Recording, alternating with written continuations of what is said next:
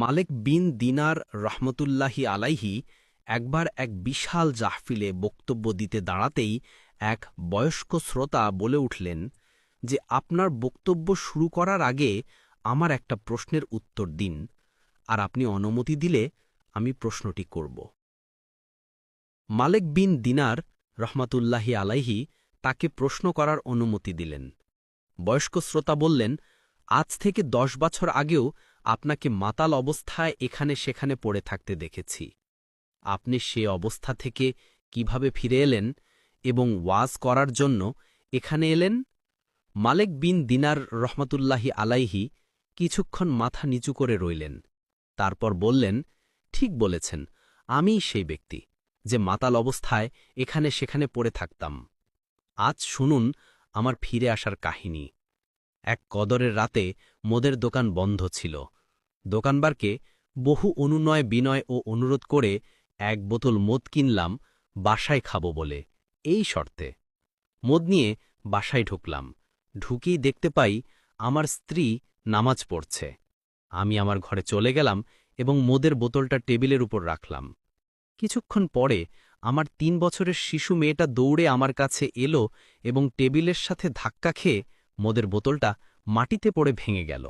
এটা দেখে অবুঝ মেয়েটি খিলখিল করে হাসতে লাগল। আমার মন খারাপ হয়ে গেল। ভাঙা বোতল কুড়িয়ে বাহিরে ফেলে দিয়ে আমি ঘুমিয়ে গেলাম। সে রাতে আমার আর মদ খাওয়া হল না। পরের বছর আবার পবিত্র লাইলাতুল কদর এলো।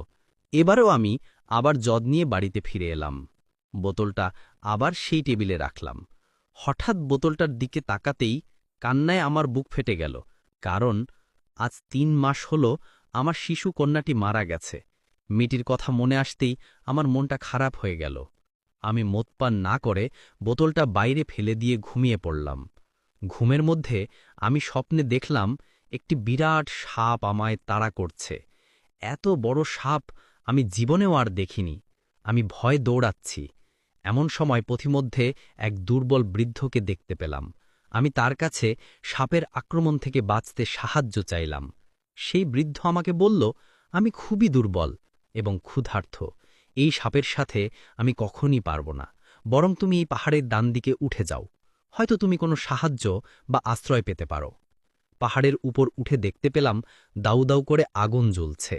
সামনে যাবার আর কোনো পথ নেই, আর পিছন থেকে আমার দিকে এগিয়ে আসছে প্রকাণ্ড সেই সাপ। ওই সাপকে তুমি চিনতে পেরেছ বাবা? আমি আমার মেয়ের দিকে তাকিয়ে বললাম, না মা, আমি চিনতে পারিনি। আমার মেয়ে বলল, বাবা, এ তো তোমার নফসকে তুমি এত বেশি খাবার দিয়েছ যে সে আজ এত বড় এবং এত শক্তিশালী হয়েছে, সে তোমাকে আজ জাহান্নাম পর্যন্ত তাড়িয়ে নিয়ে এসেছে। আমি আমার মেয়েকে জিজ্ঞেস করলাম, পথে এক দুর্বল বৃদ্ধ আমাকে এখানে আসার পথ বলে দিয়েছে, সে কি তাকে তুমি জানো? মেয়ে বলল, ওহ বাবা, তাকেও তুমি চিনতে পারোনি? সে হল তোমার রূহ। তাকে তো কোনোদিনও খেতে দাওনি, তাই সে না খেয়ে এতই দুর্বল হয়ে পড়েছে যে কোনো রকম বেঁচে আছে মাত্র। এ পর্যন্ত দেখেই আমার ঘুম ভেঙে গেল। আর সেই দিন থেকে আমি আমার রূহকে খাদ্য দিয়ে যাচ্ছি, আর নফসের খাদ্য একেবারেই বন্ধ করে দিয়েছি। আমি চোখ বন্ধ করলেই সেই ভয়াল রূপটি দেখতে পাই, আর দেখি আমার রূহকে। আহ আহ, কত দুর্বল সে, হাঁটতে পারে না। ঝরঝর করে কেঁদে ফেললেন মালিক বিন দিনার রহমতুল্লাহি আলাইহি।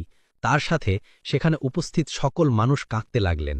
তাই আসুন আমরা সবাই আমাদের নিজের নফসকে হিফাজত করি, নয়তো আমাদের জন্য চিরস্থায়ী হয়ে যাবে জাহান্নাম।